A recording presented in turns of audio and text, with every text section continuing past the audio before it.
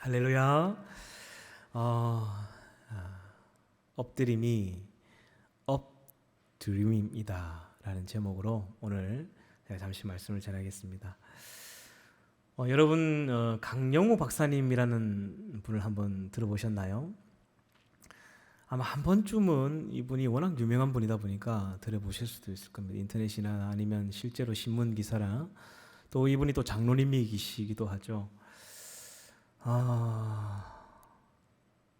미국의 백악관에 한국인 거의 최초로 백악관의 차관까지 오르신 분입니다. 부시 대통령 정부 시절 7년 동안 국가장애인위원회를 맡아서 엄청난 일들을 하셨던 분이죠.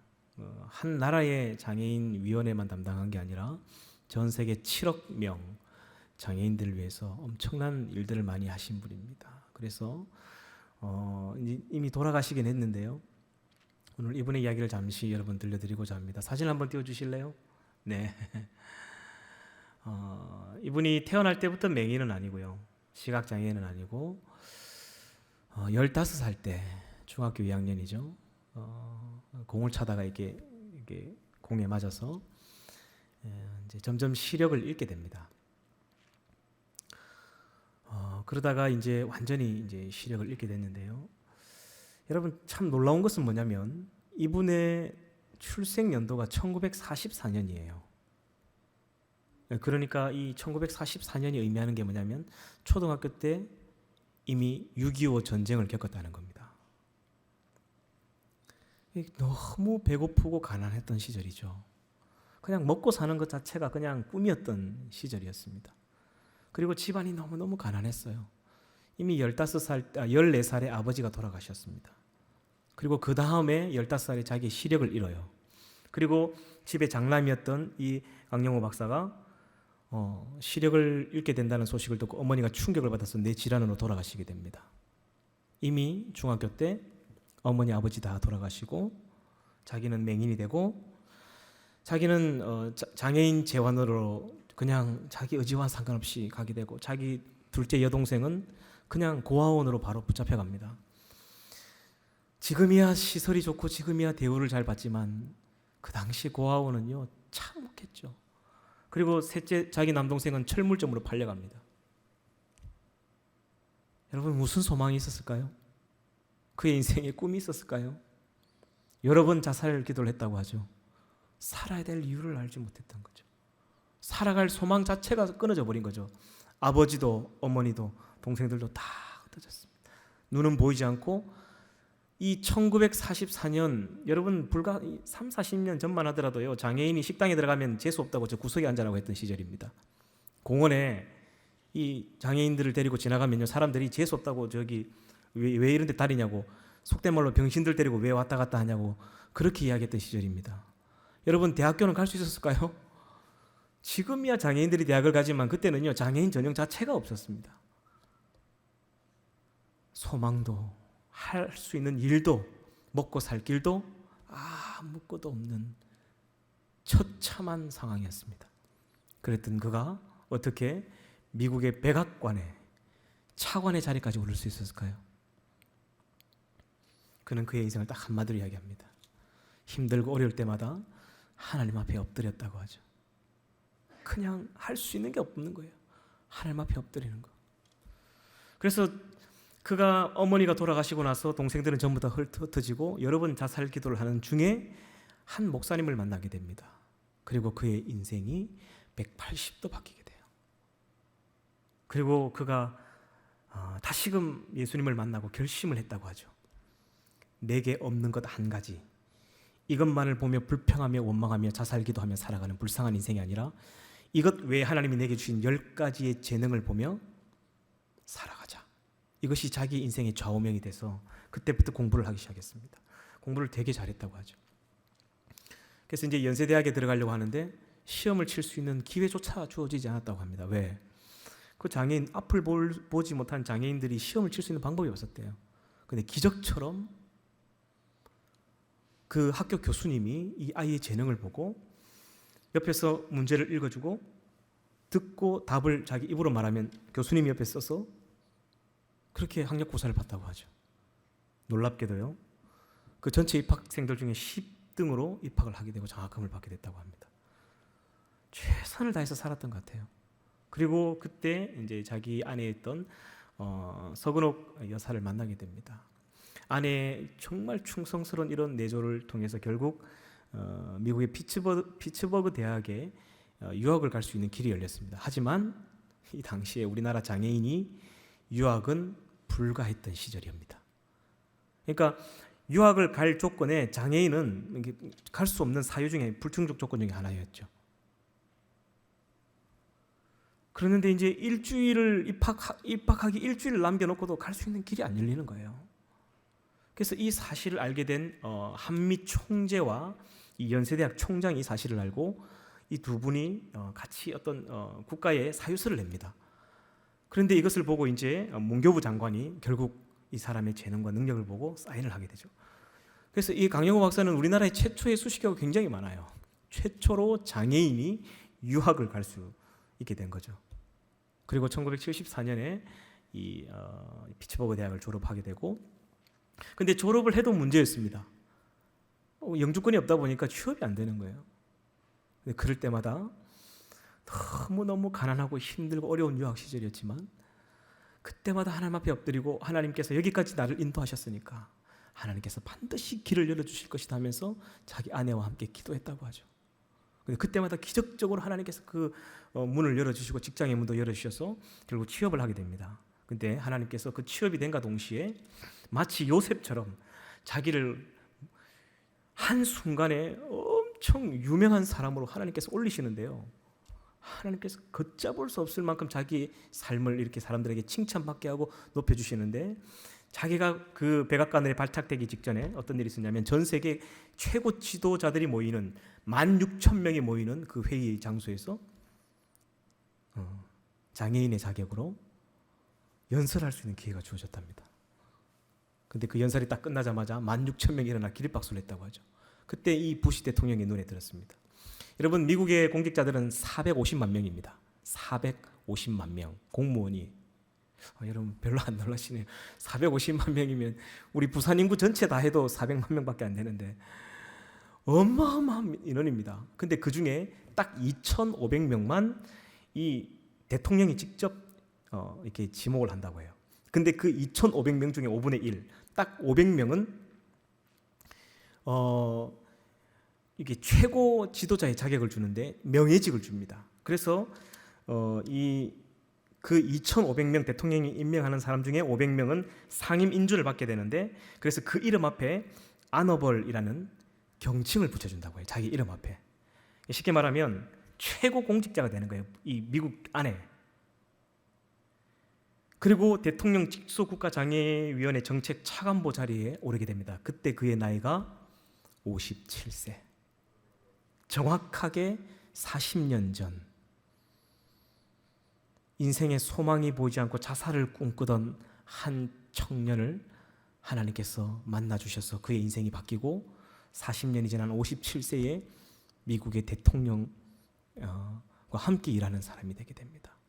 할렐루야.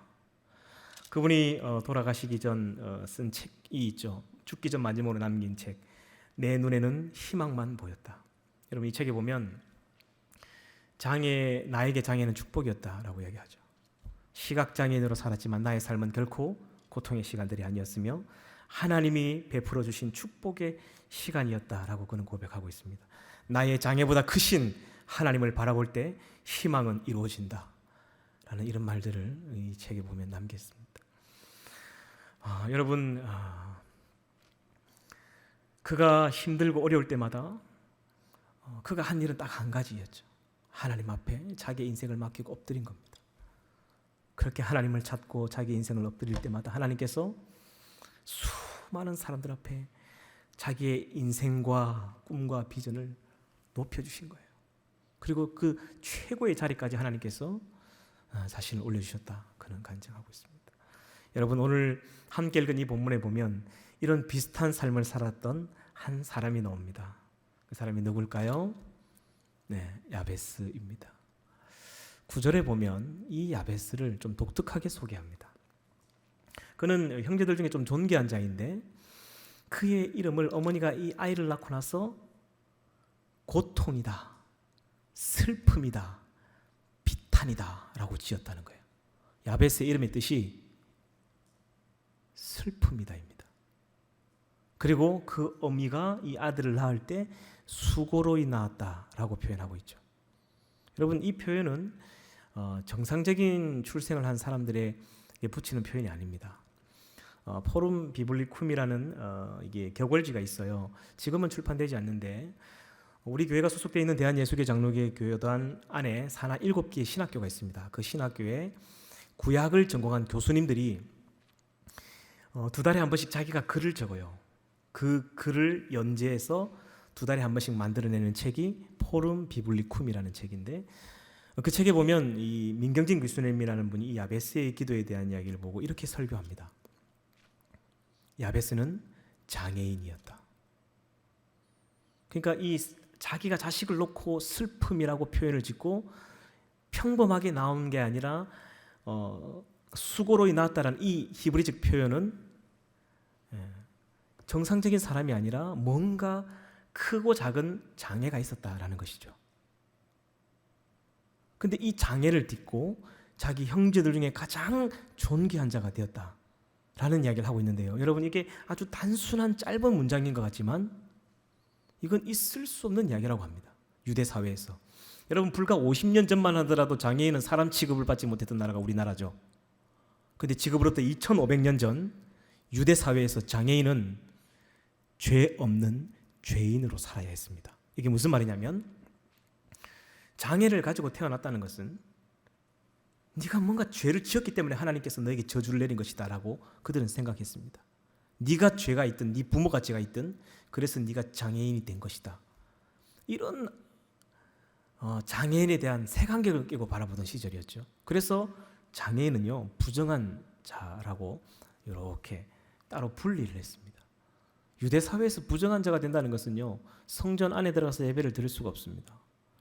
여러분, 성전 미문 곁에 앉아 있었던 38년 된 병자를 기억하시나요? 장애인은 그 한 발짝 넘어서 교회 안으로 못 들어갑니다. 이 교회 안에 예배를 못 드려요. 저 바깥에서 앉아 있어야 됩니다. 그러니까 유대 사회에서 장애인으로 살아간다는 건 그 인생은 거의 끝난 거예요. 차라리 사는 것보다는 죽는 것이 더 낫는 시대였다라는 것이죠. 그런데 이런 유대 사회에서 어떻게 장애를 가진 이 야베스가 이 거룩한 족보에 이름이 오를 수 있으며, 유다 지파에서 가장 하나님, 그러니까 유다 지파는 장자의 지파이죠, 그죠? 장자의 혈통입니다. 그리고 그 장자 혈통 중에 가장 첫 번째 이 고핫이라는 이 가문에 어떻게 대표할 수 있는 야베스라는 이름을 족보에 딱 올릴 수 있을까? 이게 유대 사회에서는 불가능한 이야기라는 거예요. 이 교수님의 이야기를 따르면. 그런데 야베스가 그런 자기의 어떤 장애와 이런 환경과 악조건을 다 이겨내고 그가 존귀한 자가 된 거예요. 어떻게 그럴 수 있을까? 이유는 딱 한 가지밖에 없습니다. 하나님 앞에 엎드린 거예요. 자기의 삶을 하나님 앞에 내어 맡기며 엎드린 겁니다. 자기가 뭘 할 수 있었을까요? 강영호 박사처럼 아무것도 자기의 힘으로는 할 수 없는 그런 시절이었고, 그런 여건이고 그런 환경이었습니다. 엄마조차도 자기 아들의 이름을 놓고 슬픔이다, 너는 고통이다, 너는 태어나지 말았으면 좋아할 뻔했다 라고 이름을 지었다는 거예요.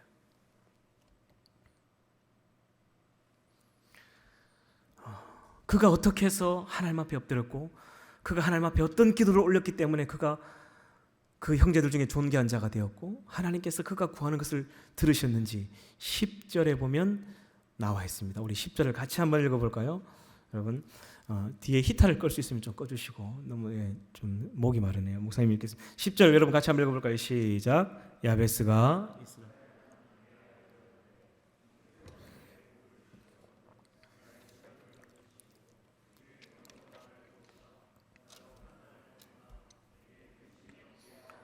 하였더니 하나님이 그가 구하는 것을 허락하셨더라. 아멘. 여러분 아시는 것처럼 이 역대 상서는 이스라엘 백성들이 전쟁으로 인해서 나라가 완전히 끝이 났습니다. 우리나라 일제 식민 지배 때처럼 70년 동안 나라도 잃고 전부 포로 잡혀갔던 그 시절에 70년이 지나서 이제 돌아온 거죠. 돌아왔을 때 자기의 고국은 전부 다 그냥 황폐해진 곳이었습니다. 먹고 살 길이 아예 없는 그런 상황이었죠. 그래서 그 바벨론 포로 시절로 다시 돌아간 사람들도 꽤 많이 있었다고 합니다. 이제 그런 상황 속에서 에스라가 70년 동안 나라가 없다 보니까 이들이 자기의 선조들이 어떤 사람이었는지, 우리가 어떤 정체성이 있는지를 이게 혼란이 오는 거예요. 그래서 이 나라의 뿌리를 다시금 찾고 혼란스러워하는 이 정체성을 다시금 바로잡기 위해서 가장 먼저 한 일이 뭐냐면 족보를 다시금 찾은 겁니다. 그래서 이 역대상서 시작할 때 보면 1장부터 9장까지 방대한 양이 500명 가까이 되는 방대한 족보가 나와요. 놀라운 것은 이 족보 딱 중간 4장 9절 10절에 뜬금없이 야베스라는 인물이 나오고 야베스의 기도가 나와요. 굉장히 이상합니다. 족보대로 이름이 계속 나열되다가 갑자기 뜬금없이 족보 한복판에 야베스의 기도가 들어가 있는 거예요. 왜 에스라가 이 야베스의 기도를 이 족보 한복판에 넣었을까? 여러분, 그래서 이 역대상서를 읽어보면 역대상하서는 이스라엘의 나라가 가장 흥왕할 때, 자기의 민족이 가장 힘이 강할 때, 그때를 추억하면서 사울이 죽고 난 이후에 다윗과 솔로몬 시대, 막 주변에 열왕들이 와서 막 솔로몬을 섬기고 다윗을 섬기던 그 강성했던 그 시절의 좋은 이야기만 담고 있습니다. 근데 이 족보 한복판에 이런 장애인이었던 이 사람의 야베스의 삶과 그리고 그의 기도를 이 한복판에 기록했다는 거예요. 왜 그랬을까? 여러분, 우리는 이 야베스의 기도에 대한 책들을 참 많이 보셨을 겁니다. 한때 이 야베스의 기도가 마치 유행처럼 서점에 쏟아 나왔던 적이 있죠. 그때 이런 야베스의 기도에 대한 책들을 보면 참 많이 안타까웠어요. 그냥 다 기도 묵상집 정도밖에 안 돼요. 야베스에 대한 기도를 정말 연구하고 제대로 쓴 책을 많이 제대로 보지 못했습니다. 그리고 대부분의 책들이 보면 야베스의 기도를 많이 오해하고 있죠. 여러분, 우리는 야베스가 먹고 살 길을 위해서 자기의 부동산을 넓혀주시고, 그리고 근심을 벗어나서 좀 편안한 안정된 삶을 살게 해주십시오 라고 기도했던 자기의 개인의 기도라고 생각하고 있습니다. 천만에요. 그렇지 않습니다. 이스라엘 백성들이 70년 만에 돌아왔던 그 고국은 그야말로 사람이 살 수 없는 늑대와 이리가 살던 그런 환경이었습니다. 그리고 밤만 되면 이 자기 주변에 있던 민족들이 쳐들어와서 죽이고 빼앗고 하는 거예요. 가장 시급했던 문제가 빨리 성벽을 쌓아가지고 안전하게 살아야 되는데, 여러분 굴러온 돌이 박힌 돌 뺀다는 이야기 들어보셨죠?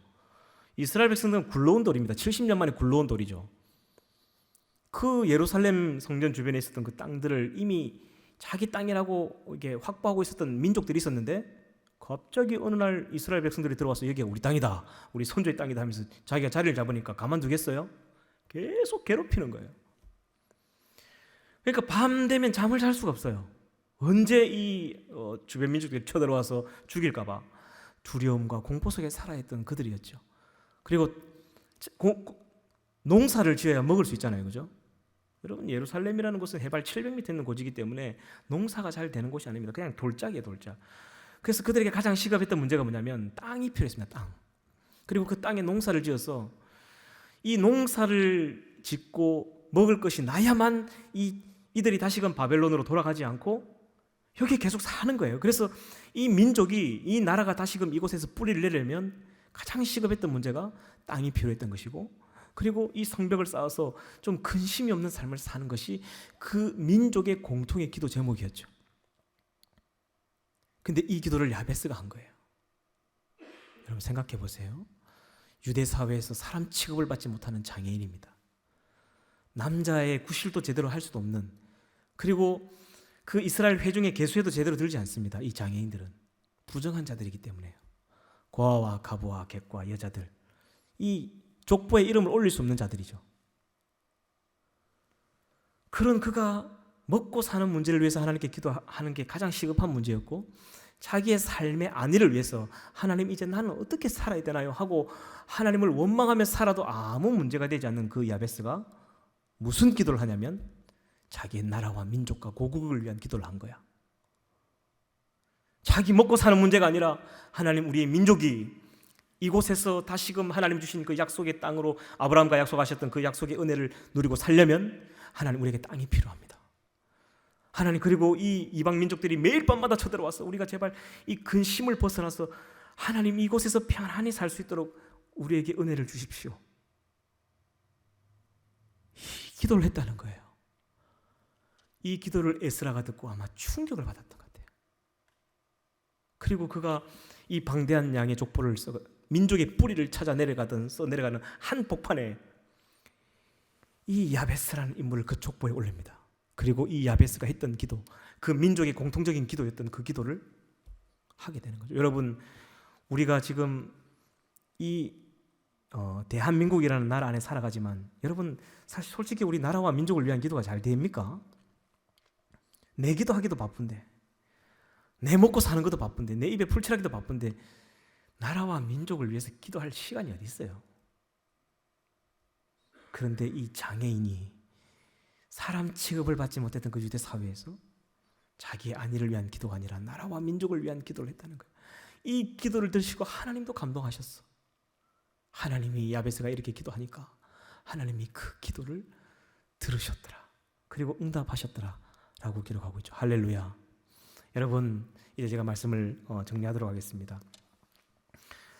장애인으로 태어나 자기의 삶을 원망하며 불평하며 살아도 아무 문제가 되지 않던 그의 야베스의 삶을 하나님께서 어떻게 오고 오는 세대에 그의 이름을 칭송받게 하고 그의 인생을 하나님 많은 사람 앞에서 올려주시는 이 인생의 꿈이, 이 드림이 업되는 이런 은혜를 누렸을까요?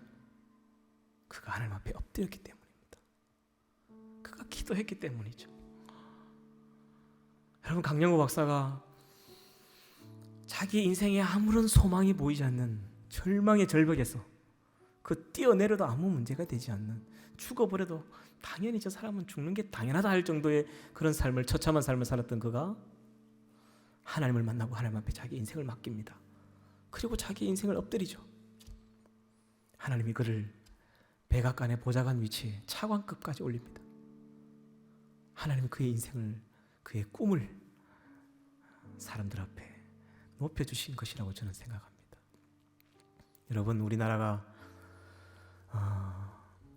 6.25 전쟁으로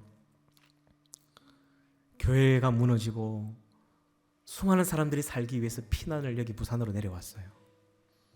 그리고 이곳에 교회를 지은 지, 우리 산성교회를 지은 지, 그 전쟁 중에 이 산성교회를 지은 지 딱 70년째가 된 해입니다. 그때 우리 믿음의 선배들이 주일이면 저 평양을, 이북을 바라보며 울었다고 하죠. 무너진 교회와 예배드릴 장소가 없어서 저기 해운대 백사장에서, 광안리 백사장에서 무릎을 꿇고 하나님, 이제 이 북한 군들이 쳐들어오면 나와 우리의 자녀들은 저 바닷속으로 들어가 죽어야 됩니다. 우리는 더 이상 갈 곳이 없습니다. 하나님, 이 나라와 이 민족을 살려주십시오. 그들이 간절히 기도했다고 하죠. 그리고 그 전쟁 중 그 고통 속에서 하나님께 부르짖었을 때 하나님께서 그 기도를 들으시고 지금의 우리가 이렇게 살 수 있는 너무 부강한 나라를 하나님 우리에게 만들어 주셨습니다. 할렐루야. 그 전쟁의 한복판에서 한 분이 찬송가 515장 찬양을, 가사를 이렇게 기록하게 됩니다. 찬송가 있으시면 한번 펴보실래요? 눈을 들어 하늘 보라, 어지러운 세상 중에 곳곳마다 상한 영의 탄식 소리 들려온다. 길을 잃은 많은 사람, 길을 잃고 헤매이며 탕자처럼 기진하니 믿는 자여 어이할꼬. 당시 혼란스러웠던 부산 시내가 훤히 보이는 것 같지 않습니까? 이 찬송은 석진영 여사가 6.25 피난 당시에 부산에서 작사를 하였고 같은 해 박재원 목사님이 이 곡을 붙여서 쓴 찬양이죠. 우리에겐 소망이 없었습니다. 그러나 하나님께서 그렇게 하나님 다시금 이 민족을 살려달라고 부르짖을 때에 기적처럼 다시금 지금의 대한민국이 있게 하신 거예요. 그리고 여기 있는 저와 여러분이 그 복을 그대로 받은 거잖아요. 그죠? 마음껏 찬양하고 마음껏 예배할 수 있는 은혜를 우리에게 주셨다라는 것입니다. 생각이 많으면 사람이 보이고 성령이 충만하면 하나님이 보인다라는 말이 있습니다. 우리는 우리 소원이 너무 간절해서 하나님 소원은 잘 보지 못하는 것 같습니다. 우리는 내 고민이 많아서 하나님 고민은 잘 보이지 않는 것 같아요.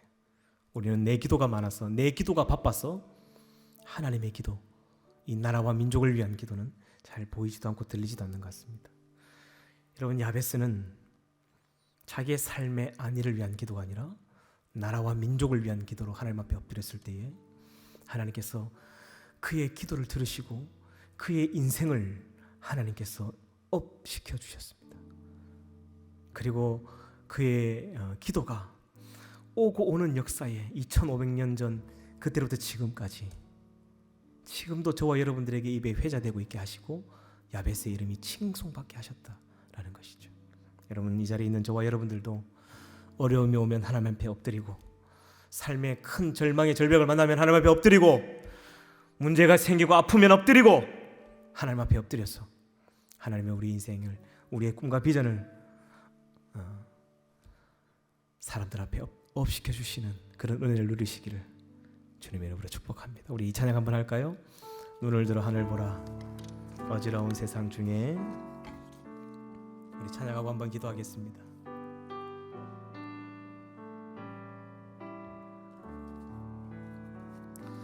눈을 들어 하늘 보라, 어지러운 세상 중에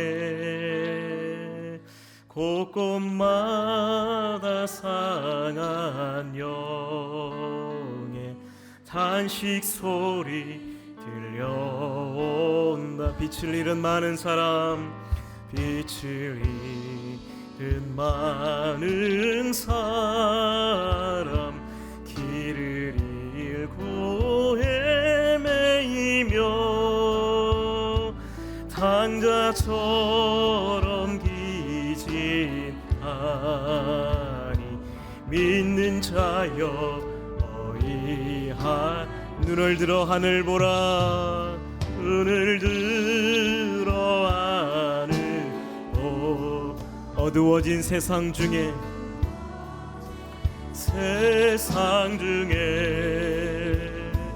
외치는 자 많건만 생명수는 말라서 죄를 대속하신 주님, 신주님 선한 일꾼 찾으시나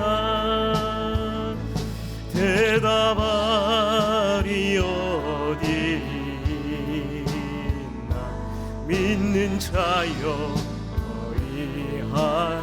눈을 들어 하늘 보라, 눈을 들어 하늘.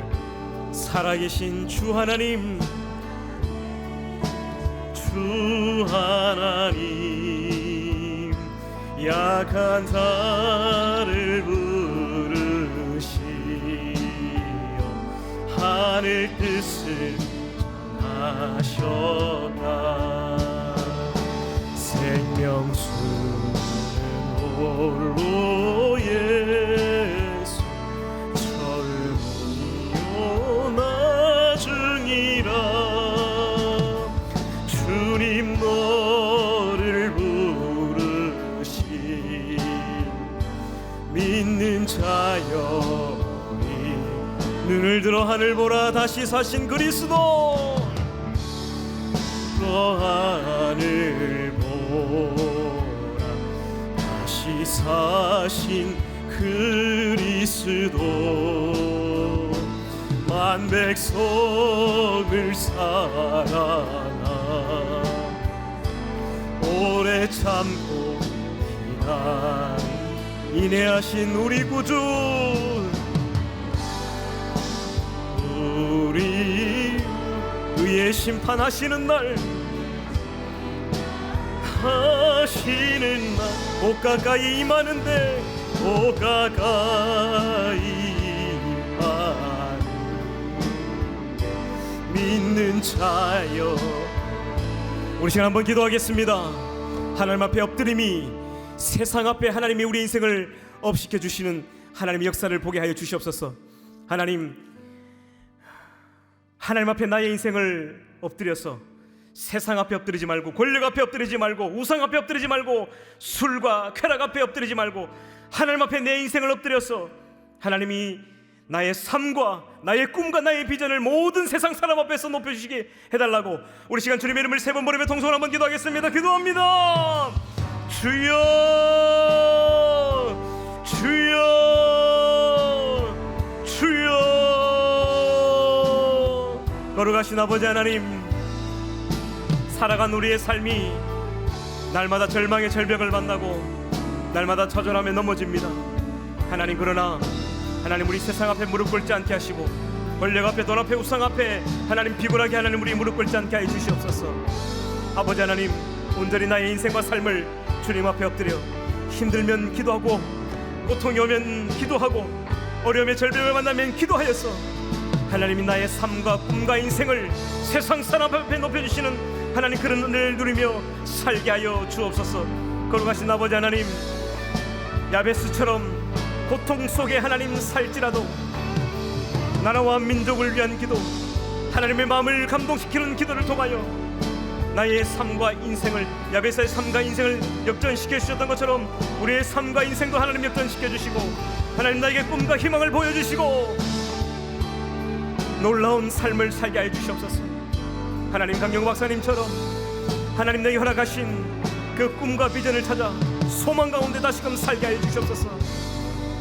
거룩하신 주님, 하나님의 붙드심을 날마다 기억하며 살게 하시고 하나님이 여기까지 인도하셨으니 앞으로의 나의 삶도 책임지시고 인도하실 것을 믿으며 살아갈 수 있는 믿음의 자녀들, 믿음의 아들 딸들 되게 도와주시옵소서.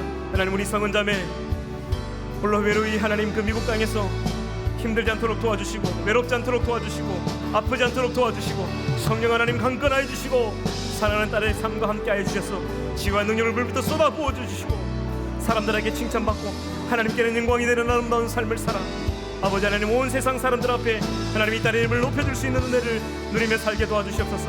하나님, 오늘 특별히 우리 새로운 우리 세 가족들, 우리 민현 형제, 승찬 형제, 혜지자매, 우리 진우 형제, 아버지 하나님 한 분 한 분 기억하여 주시고 하나님의 은혜를 새로운 삶을 살게 해주시고 하나님의 은혜에 붙들려서 믿음의 눈으로 하나님을 보게 하시고 나에게 준 장애가 아니라 하나님의 축복임을 기억하며 살 수 있는 믿음의 아들 딸들 되게 해주시고 동서남북이 막혀서 소망이 보이지 않는 우리 인생일지라도 위에 계신 하나님의 손을 붙들고 예수의 이름으로 일어나서 회복되어지는 믿음으로 달려가는 하나님의 자녀들 되게 하여 주옵소서. 하나님 감사합니다. 우리의 삶과 우리의 모든 것을 하나님 앞에 엎드려 하나님께서 우리의 인생을 업시켜 주시는 은혜를 누리며 살게 하옵소서. 하나님, 우리 비굴하게 세상 앞에 엎드리지 않게 하시고 직장의 권력 앞에, 명예 앞에, 우상 앞에 하나님 우리 무릎 꿇지 않게 하여 주시옵소서. 술과 쾌락 앞에, 죄악 앞에 하나님 우리 비굴하게 무릎 꿇지 않게 하시고 온전히 하나님 앞에 엎드려 하나님의 뜻을 구하며 하나님 나의 삶과 인생과 비전과 모든 것을 세상 사람들 앞에 높여주시고 칭찬해 주시고